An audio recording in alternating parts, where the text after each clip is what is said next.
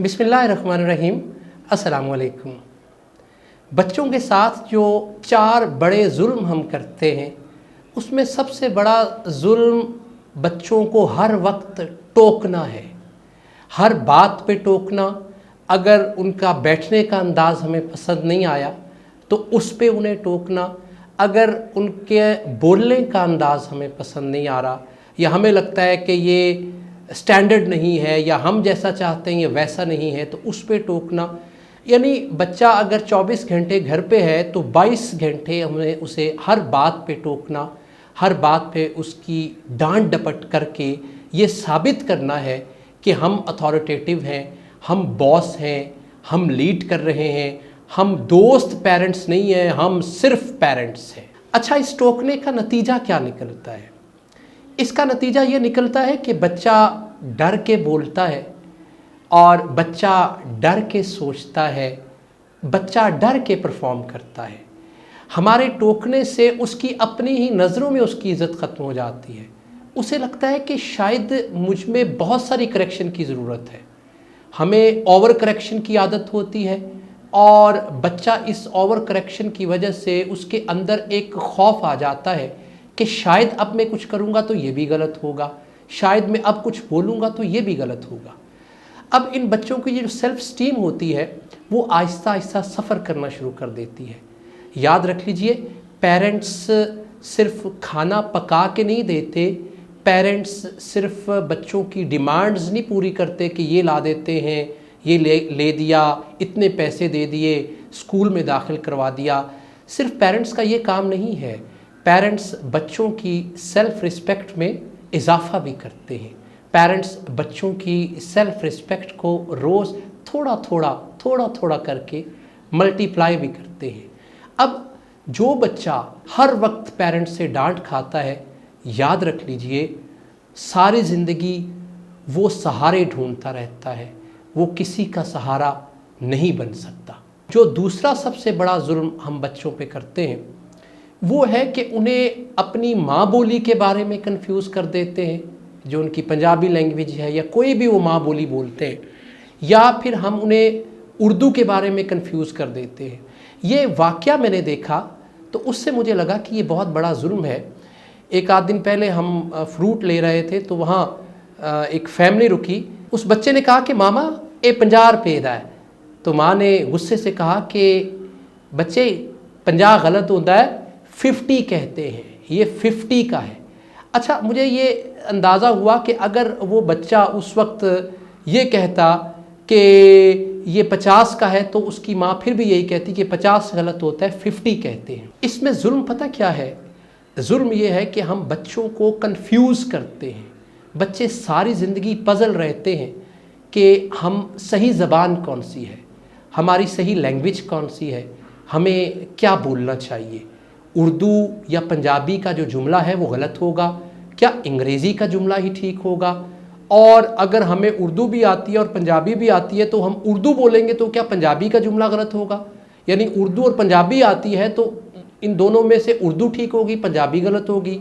और अगर उर्दू, अंग्रेज़ी और पंजाबी आती है तो क्या अंग्रेज़ी में जो जुमला बोलेंगे वो ठीक होगा, बाकी गलत होंगे। ये उन बच्चों पे हम बहुत बड़ा जुल्म कर रहे हैं, इसलिए कि बहुत सारी ज़बानें बोलने की सलाहियत अल्लाह देता है और हम उनकी इस सलाहियत का कत्ल कर रहे होते हैं जब हम उन्हें कंफ्यूज करते हैं किसी भी ज़बान के बारे में जो हमें नापसंद होती है।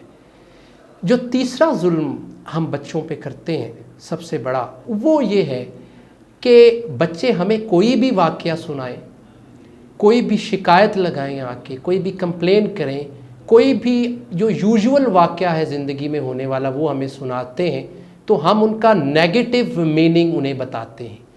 अच्छा, ये मेरा अपना वाक़या है। हमारे एक दोस्त अहमद नवीद साहब हैं, वो कहते हैं कि यार अपने ज़हन दा गंद भी लोगों को दस्या करो। मेरी बेटी ने एक दफ़ा मुझे आके कहा कि बाबा लाइबा ने आज मेरा लंच खा लिया था। तो मैंने पता नहीं किस सोच में था, मूड ऑफ था या क्या था, मुझे नहीं समझ आई। इंसान हूँ, हम सारे इंसान हैं और गलतियाँ हमसे होती हैं और हमें अपनी गलतियों का एतराफ़ करना चाहिए। मैंने अपनी बेटी से कहा कि अच्छा, कल से आप ना कहीं अलग बैठ के खा लेना। बाद में मुझे अंदाज़ा हुआ कि ये मैंने उसे इस वाक्य का गलत मीनिंग बताया है। मुझे उसे ये कहना चाहिए था कि बेटे, उसे हो सकता है आपका खाना पसंद आया हो, तो कल आप खुद ही उसे कह देना कि शेयर कर लेते हैं। ये होता है हमारे यहाँ कि हमारे बच्चे जब भी कोई बाहर से देख के वाक्य हमारे पास आते हैं, हमें बताते हैं, तो हम उसका नेगेटिव मीनिंग उन्हें बताते हैं। तो वाक़या कोई भी हो ज़िंदगी में, हम बच्चों की ज़िंदगी में होने वाले वाक़यात तो नहीं बदल सकते, हम उनका मानी बदल सकते हैं। तो हम कोशिश ये किया करें कि उसका पॉजिटिव मीनिंग उसे बताएं। अदरवाइज़ बच्चे की सारी ज़िंदगी वाक़यात का और अल्फाज का नेगेटिव मीनिंग निकालते और अपने ज़हन में बिठाते हुए गुज़र जाएगी। अभी तक जितने मैंने आपको मज़ालिम बताए हैं जो हम बच्चों के साथ करते हैं, ये बड़ी अजीब बात है कि हम छोटे होते ही उनसे ये जुल्म करना शुरू कर देते हैं।